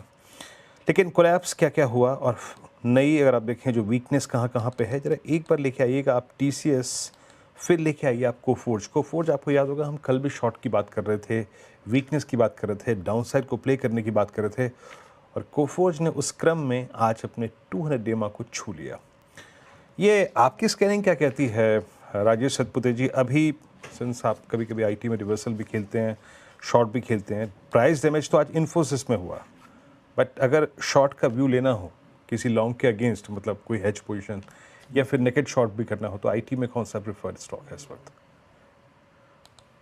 विनीत जी देखिए, अगर IT में एक शॉर्ट देखना है तो वीकनेस आप देखिए थोड़ा सा मुझे टेक महिंद्रा में ज्यादा लगता है। टेक महिंद्रा क्यों? क्योंकि इसका जो हम जो क्लस्टर देखते हैं ना, रेजिस्टेंस देखते हैं, मूविंग एवरेजेस देखते हैं, तो इसके जो करंट प्राइस है इसके ऊपर ही आता है सब कुछ। तो यानी हम हर रैली पे देख रहे हैं टेक महिंद्रा कहीं ना कहीं अटक रहा है। तो अगर शॉर्ट लेना है तो टेक महिंद्रा, तो Tech Mahindra probably current level से 40-50 रुपए का एक डिप भी दे सकता है। तो आई थिंक शॉर्ट लेना है then Tech Mahindra. Stop loss obviously 1500 के आसपास होगा। जो कोफोर्ज की बात की विनय जी, इसको मैंने थोड़ा सा क्यों साइडलाइन किया, क्योंकि इसमें 1640 के आसपास इसका 200 DMA है, 1644 का आज का लो है। तो एग्जैक्टली इसने अपने लो के आसपास से 200 DMA का सपोर्ट लेके इसमें एक पॉज मिला, तो इसलिए शॉर्ट नहीं करना है क्योंकि ये अपने 200 DMA पे खड़े हैं। ओके, फिलहाल कोफोर्ज में भी शॉर्ट नहीं करना, लेकिन टेक महिंद्रा शॉर्ट के लिए हाथ से अच्छा लग रहा है और IT स्पेस पेन में 1.5% की गिरावट फिलहाल डेज लो पर सभी स्टॉक्स आपको कारोबार करते हुए नजर आएंगे। चलिए अब आगे बढ़ते शो में और FIs के एक्शन की बात कर लेते हैं। लगातार चर्चा भी कर रहे हैं हम बाजार में। अगस्त में तमाम अच्छी खबरों के बावजूद आप देखें FIs की ओर से बिकवाली थमी नहीं। अब ऐसे में अगस्त में FIs ने कहाँ की खरीदारी और कहाँ ज़्यादा बिकवाली की, पूरी रिपोर्ट लेकर आई है कंचन नौटियाल। कंचन बताइए। जी डेफिनेटली, जैसे कि आपने मेंशन किया कि जो FI की तरफ से बिकवाली का रुझान है वो कहीं ना कहीं हमें हायर साइड में जाता हुआ दिखाई दे रहा है। लेकिन इन सब चीज़ों के बावजूद अगर इस टाइम पे हम बात करें तो कुछ सेक्टर ऐसे हैं FIs को पसंद आते हुए नजर आ रहे हैं। सबसे पहला सेक्टर आपको हेडर से ही समझ में आ जाएगा कि ऑटो सेक्टर में जो रुझान है वो हमें पॉजिटिव साइड में जाता हुआ दिखाई दे रहा है। इनफैक्ट जो केमिकल और हेल्थ केयर सेक्टर है यहाँ पे भी जो रुझान है वो हमें पॉजिटिव साइड में जाता हुआ नजर आया है। लेकिन इसके अगर हम फ्लिप साइड की बात करें तो जो फाइनेंशियल सर्विसेज है, IT सर्विसेज है, यहाँ पे जो उनका स्टांस है अभी भी नेगेटिव साइड में बना हुआ है। डायरेक्टली मैं आपके सामने वो टेबल लेके आती हूँ जिससे आप कंपेयर कर सकते हैं कि अगस्त के फर्स्ट हाफ में जो उनके सेंटिमेंट थे किस तरीके के थे और जो सेकेंड हाफ है अगस्त का वहां पे सेंटिमेंट किस तरीके के रहे हैं। सबसे पहले अच्छी बात कर लेते हैं, यानी कि कहाँ पे इनफ्लो आया है। देखिए ऑटो एंसिलरी में करीब 5,000 करोड़ का इनफ्लो आया है, जहां पे हमें फर्स्ट हाफ में नेगेटिव नंबर देखने को मिले थे, यानी कि आउटफ्लो देखने को मिला था। इनफैक्ट केमिकल्स में भी जो उनकी खरीदारी है वो हमें डबल से ज्यादा होती हुई दिखाई दी है। कैपिटल गुड्स में जो रुझान है वो भी अच्छा खासा रहा है। और इसके अलावा जो बाकी के सेक्टर्स हैं, जैसे कि हेल्थ केयर की बात कर लीजिए, कंज्यूमर सर्विसेज की बात कर लीजिए, या फिर एफएमसीजी की बात कर लीजिए, जहां पे आपने फर्स्ट हाफ में एक भारी बिकवाली देखी थी, वहां से जो रुझान है हमें पॉजिटिव टेरिटरी में जो है जाता हुआ दिखाई दिया है। अब बात करते हैं कि इस टाइम पे उनका जो स्टांस है वो बेयरिश किस साइड में बना हुआ है। देखिए, फाइनेंशियल सर्विसेज दो यहां पे आंकड़ा जो यानी कि जो बिकवाली है थोड़ी सी कम हुई है, लेकिन थमी नहीं है। बिकवाली का नंबर अभी भी 10,000 के करीब करीब आके खड़ा हो गया है। इनफैक्ट आईटी सेक्टर में भी 5,000 करोड़ की बिकवाली देखी गई है। सेकेंड हाफ में ऑयल एंड गैस में हमें अच्छा खासा एक आउटफ्लो देखने को मिला है। टेलीकॉम सेक्टर भी कहीं यहां से अछूता नहीं रहा है, यहां पे भी नंबर्स जो है वो हमें लगातार इसी तरीके के देखने को मिले हैं। इसके अलावा कंज्यूमर ड्यूरेबल्स की बात कर ली जाए, रियलिटी, कंस्ट्रक्शन की बात कर ली जाए, तो यहाँ पे भी जो रुझान है वो हमें जो सेंटिमेंट्स है नेगेटिव साइड में ही जाते हुए दिखाई दिए। अगर हम जिस्ट देखें तो जो बिकवाली का आंकड़ा है वो हायर साइड में है और जो खरीदारी का आंकड़ा है वो इस टाइम पे हमें लोअर साइड में देखने को मिल रहा है। लेकिन जो पसंद आ रहा है सेक्टर वो है ऑटो स्पेस पर एफएमसीजी का माफी चाहिए एफआईज का बड़ा दाव और बिकवाली एफआईज की ओर से अभी फिलहाल रुकती नजर नहीं आ रही। शुक्रिया कंचन जानकारी के लिए। चलिए अब कुछ और स्टॉक्स मैं स्कैन कर रही थी जहां पर आज वायदा स्पेस में देखें आप तो आरवीएनएल 2.5% की तेजी के साथ कर रहा है, गेनर्स में शुमार है और पिछले कुछ सत्रों से आज देखिए निचले स्तरों से अच्छी रिकवरी और हम डिस्कस भी कर रहे थे। लेकिन गाबा सर एक बार आरवीएनएल का चार्ट देखेंगे, पिछले एक साल में 45% टूटा ये स्टॉक। अब क्या यहाँ से इन स्तरों पे काफी गिरावट हो चुकी है, खरीदारी की जाए या फिर अभी भी वीक लग रहा है आपको? देखिए 100 से 600 भी तो भागा था, उसके बाद नेली हाफ हो गया, तो इट्स ओके। जो बाउंस मिला है रिसेंट लो हमने करीब 305 के आसपास, वो नॉर्मल जगह से बाउंस हुआ है, ठीक है, आज ओके लगता है। लेकिन अगर एग्रेसिव बाय है तो ले सकते हैं, स्टॉप लगाना पड़ेगा, जरूरी है, वो है 325 का। फिर नेगोशिएट कीजिए अब तो 340, अगर एक 340 बार कर लेगा we can say it's out of the woods.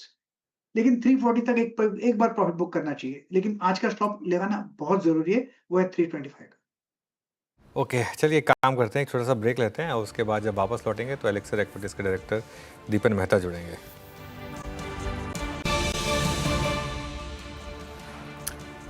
Welcome back. चलिए अब हमारे साथ एलेक्सर एक्विटीज के डायरेक्टर दीपन मेहता जुड़े हैं, उनसे समझते हैं कि वो मार्केट को अब कैसे अप्रोच करेंगे। दीपन जी, गुड आफ्टरनून। जीएसटी कट के बाद मार्केट में अगर आप सिर्फ एक दो सेक्टर को छोड़ दें, बहुत बड़ा पॉजिटिव रिएक्शन देखने को मिला नहीं, ऐसा क्यों आपके हिसाब से, और अब क्या व्यू है आपका? अनुज, गुड आफ्टरनून और आपके शो पर इनवाइट करने के लिए बहुत बहुत धन्यवाद। ये जो हम देख रहे हैं, it is a sell on news syndrome, यानी कि एक्सपेक्टेशंस ऑलरेडी थी कि जीएसटी कट आएगा एंड लार्जली कहाँ पर कट आएगा, कितना फायदा होगा। The fact that GST rate would narrow down to just 2 from 4, ये भी सब मार्केट में जानकारी मिल गई थी, it has been discuss threadbare. इसलिए जब एक्चुअल न्यूज आता है तो कुछ खास असर इसका नहीं पड़ा है, बट ये लॉन्ग टर्म बहुत पॉजिटिव है बहुत सारी कंपनियों के लिए। एंड ये एक और गवर्नमेंट की तरफ से एक और प्रपोजल है, एक और स्टेप है to boost the corporate earnings, क्योंकि जो हमारा जो मार्केट है it is stuck in a range, क्योंकि कॉर्पोरेट अर्निंग्स ग्रो नहीं हो रहे, और टैक्स कट, इंटरेस्ट कट और जीएसटी कट के बाद जरूर से लग रहा है कि इस फेस्टिव सीजन के बाद there will be a revival in earnings and that can take the market back up to its old highs. Revival in earnings मतलब दीपन जी, अगर आप ये कह रहे हैं स्टेटमेंट, तो सबसे पहले रिवाइवल कहाँ देख रहे हैं आप? Good afternoon Virendra. सबसे पहले आई थिंक कंजम्पशन स्टॉक्स में, सो भी इंडिया का जो कंजम्पशन बास्केट है वो काफ़ी चेंज हो चुका है। पहले एफएमसीजी था 15-20 साल पहले, लेकिन अब जब हम कंजम्पशन की बारे में बात करते हैं तो इट इज़ रिटेल, जैसे कि अपैरल्स है, appliances, air conditioners, refrigerators, television sets, mobile phones etcetera. फिर उसके बाद आता है हॉस्पिटैलिटी, यानी कि hotels, QSR, travel and tourism, यानी कि इंडिगो, यानी कि इंटरग्रुप एविएशन, वहाँ पर आता है। And then hospitals which are of course important from health care perspective. तो ये जो पूरा बास्केट है वहाँ पर हमें अच्छी रिकवरी देखने को मिल सकती है। स्पेशली अगर रिटेल में देखेंगे तो ट्रेंड और डीमार्ट के अलावा बाकी जो अन्य स्टॉक्स है वहाँ पर व्यू हमारा पॉजिटिव है। जैसे कि low cost mid income retailers है जो टियर 2 टियर 3 में फोकस करते हैं, जैसे कि विशाल मेगा मार्ट है, V2 है, आई थिंक उनको बहुत अच्छा फायदा हुआ है इस पर्टिकुलर GST कट से। और कुछ स्पेशलिटी रिटेल कंपनीज भी है जैसे कि बाटा है, मेट्रो ब्रांड्स है, I think they should also do very well, Campus Activewear है, so I think go fashions. तो मेरे ख्याल से सबसे ज़्यादा benefit best way to play would be through retail.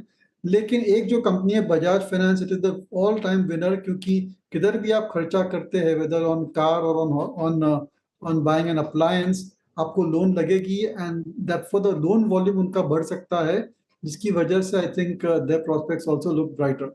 Having said that, Virendra, ये सभी कंपनियां में हमारा इन्वेस्टमेंट है या हम करने वाले हैं, तो हमारा व्यू थोड़ा बायस हो सकता है।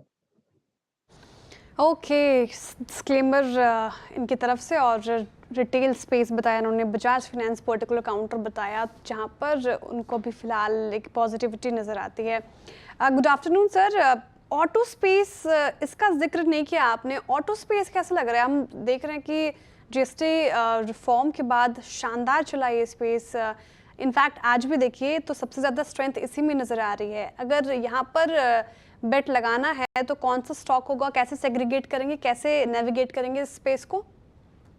Good afternoon Shreya. देखिए, ऑटो सेक्टर ऑल्सो काफी बड़ा विनर है because of this GST cut, और स्पेशली जो एंट्री लेवल मॉडल्स है, वेदर इट इज 2 व्हीलर्स और 4 व्हीलर, वहां पर डेफिनेटली एक ट्रिगर बन सकता है।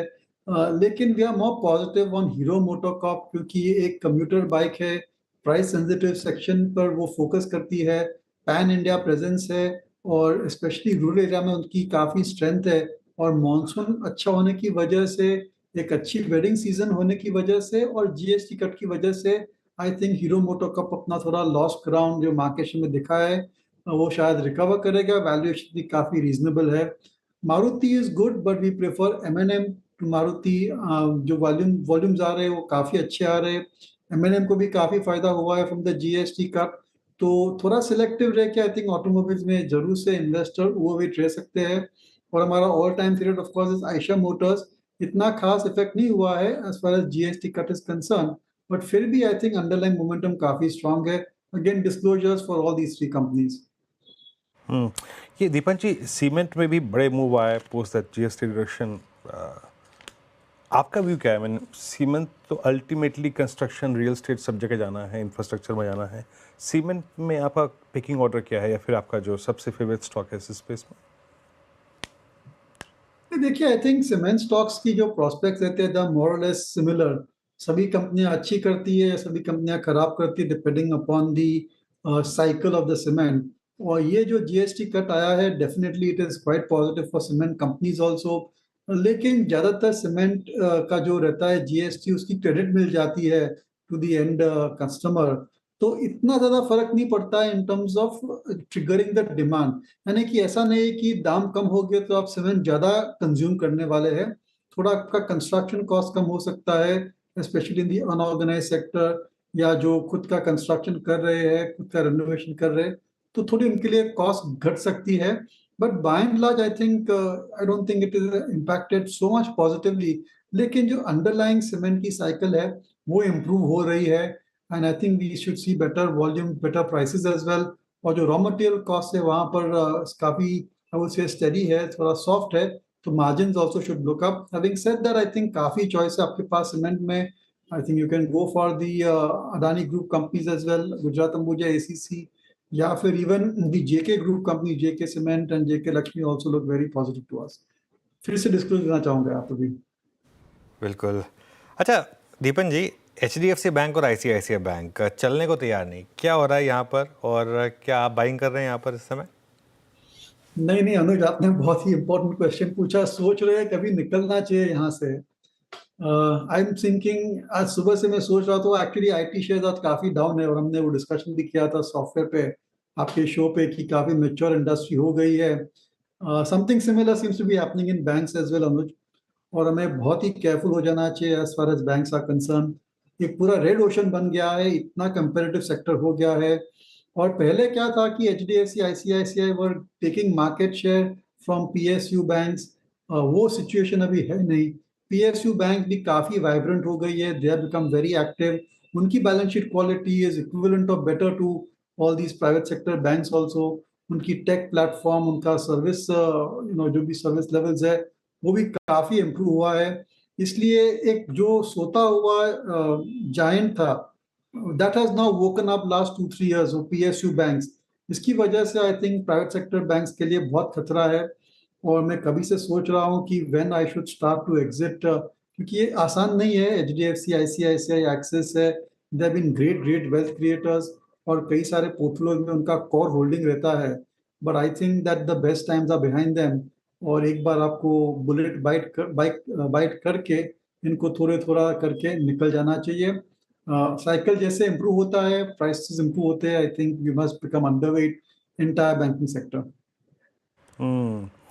अच्छा दीपन जी, अभी मेटल्स में जो मूव आया है because of that China factor, China slow down, और चाइना अगर अपने प्रोडक्शन पे थोड़ा सा अगर आप देखें ग्रिप कम करता है, आप फेरस नॉन फेरस को में, या फिर थोड़ा सा मैं इस पूरी बास्केट को और बढ़ा दूं तो पूरी कमोडिटीज़ में क्या चीज़ कर रहे हैं इस वक्त? इवन तो कुछ भी नहीं, एक्चुअली हमारी बास्केट इतनी पूरी हो गई है, रिटेल से capital goods, automobiles, other consumption oriented stocks, platform companies की इतनी सारी चॉइसेस है इस मार्केट में, और वीरेंद्र काफ़ी अच्छे लिस्टिंग्स भी हुए हैं ऑफ वेरी इनोवेटिव बिजनेसेस। तो हमारा focus is in new generation, new take platform companies या फिर रिटेल कंपनीज है, और मेटल्स को हम इतना ध्यान से देख नहीं रहे हैं। Sure there could be trading rally, अगर आप साइकिल करेक्ट प्रिडिक्ट कर सकते हो, definitely you can have a trading rally in all of these stocks, लेकिन फिर निकलना मुश्किल हो जाता है कब साइकिल टर्न होता है। इसलिए हमारी राय में अगर आप रिटेल इन्वेस्टर हो, लॉन्ग टर्म इन्वेस्टर हो, तो it's best to stay away from metal companies and other commodity companies as well. बहुत सारा चॉइस है आपके पास में। ओके दीपन जी, पॉसिबली एक आखिरी सवाल मेरी तरफ से, वैसे FMCG स्पेस को क्या हो गया सर? ये तो चलने को तैयार नहीं, GST कट के बावजूद आप देखें आज भी बिकवाली हावी होती नजर आ रही है। इनफैक्ट आपने कुछ पास्ट में स्टॉक्स बताए थे जो अभी भी अच्छा परफॉर्म कर रहे हैं, फॉर एग्जांपल वाडीलाल इंडस्ट्रीज, तो FMCG स्पेस को कैसे अप्रोच करें?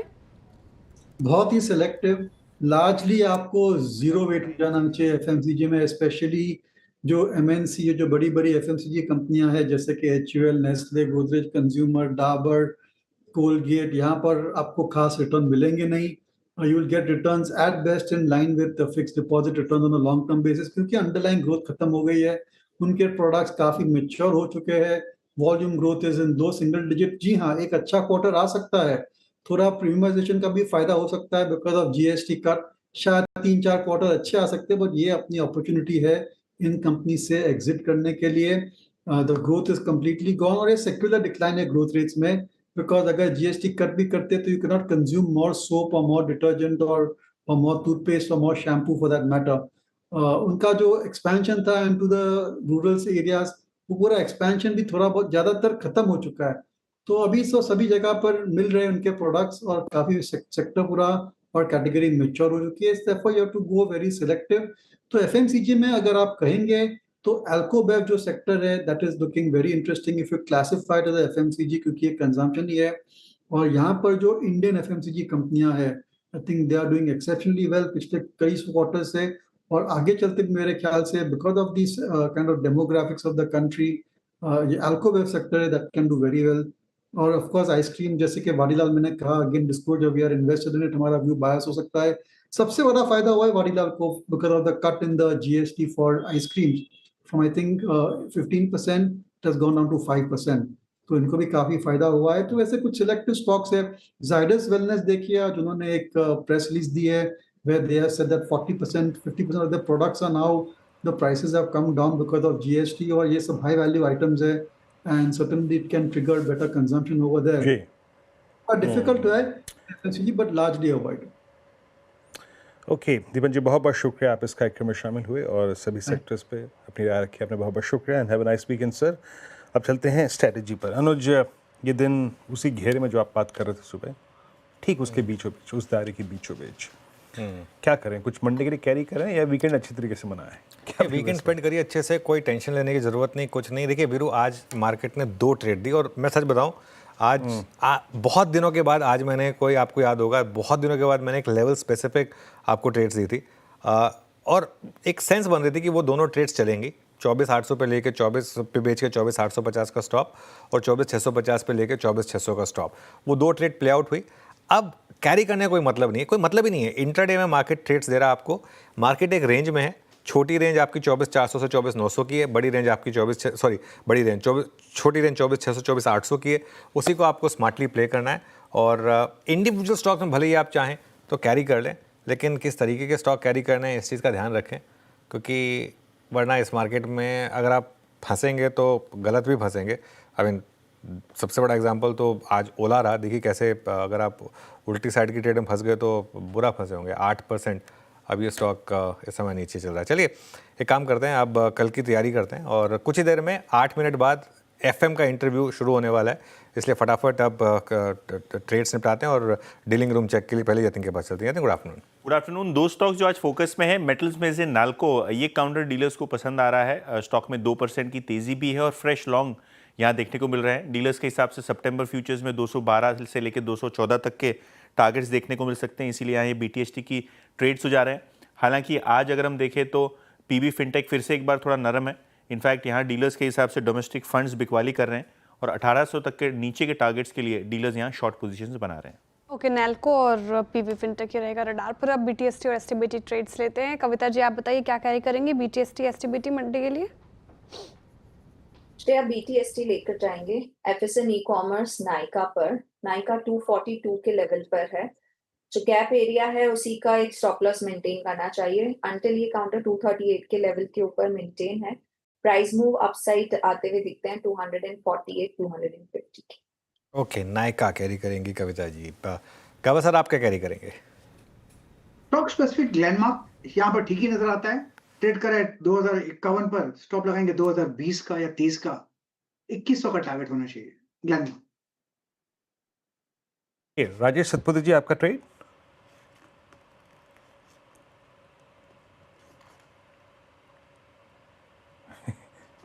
राजेश जी आपका ट्रेड? राजेश सतपथी जी। वीरेंद्र जी मैंने नाम, हाँ सर मैंने नाम नहीं सुना, सिर्फ आपका ट्रेड ठीक है सुना। तो देखिए मेरा ट्रेड रहेगा ग्रासिम। ग्रासिम का स्ट्रक्चर मुझे अच्छा लगता है। पिछले 2 दिनों से ये थोड़ा सा कूल ऑफ भी हुआ है, लेकिन सबसे बड़ी बात है इसने अपना इंपॉर्टेंट क्लस्टर को मेंटेन किया है, जो करीबन 2800-2820 की ट्रेजेक्टरी में है। मैं फ्यूचर के लेवल की बात कर रहा हूँ, तो ग्रासिम लेके जाइए। स्टॉप लॉस रहेगा 2790 का और इसका जो स्विंग का टारगेट रहेगा वो रहेगा करीबन 2880 से लेके 2900 का। तो ग्रासिम में मुझे लगता है कि इस कूल ऑफ के बाद एंट्री अपॉर्चुनिटी मिल रही है। ओके ग्रासिम। मानस जी आपके पिक? एस्ट्रल फ्यूचर में खरीदारी करके जाएंगे। एस्ट्रल में एक फ्रेश ब्रेकआउट चार्ट पे देखने को मिला है, तो उसका फ्यूचर खरीदेंगे 1444 का स्टॉप लॉस लगा के 1490 तक के टारगेट्स पॉसिबल है। ये इस समय ट्रेड्स आई थिंक पूरी हुई कल के लिए। अब फटाफट वीरू के पास चलते हैं, आज की मार्केट ब्रेथ जान लेते हैं। वीरू कैसी रही market breath? Breath evenly poised थी अनुज। परसों बहुत अच्छी थी, कल ख़राब हुई, लेकिन आज थोड़ी सी इवनली पॉइज्ड है ये breath. Long short, long unwinding और शॉर्ट कवरिंग, ये स्टैट्स आपकी स्क्रीन पे देखिए। इससे ज़्यादा इवनली पॉइज्ड नहीं हो सकती है। 87 लॉन्ग, 80 में शॉर्ट, और शॉर्ट में और सॉफ्टनेस में जो नाम था वो था IT का। IT एक बार फिर से इस दौर की लोवेस्ट ट्रैजेक्टरी पे क्लोज हो रहा है, 39 में short covering. Indus towers, Glenmark, K fintech और आरबीएनएल और एस्ट्रल, ये 5 स्टॉक्स जो थे वो सबसे आज हॉट कमोडिटी थे। और स्पेशली अगर आप देखें ग्लेनमार्क, सुबह से इसने एक तेज़ी पकड़ी हुई थी। वोडाफोन खबर का असर, बाकी BSE उस रिपोर्ट का उल्लेख जब सुबह हम कर रहे थे बात हो रही थी 4.25% के ऊपर। आरबीएल बैंक इस दौर की हाईएस्ट ट्रैजेक्टरी पे, but since it's in ban तो सिर्फ आप शॉर्ट कवर कर सकते हैं। बाकी आज कोलैप्स था IT में।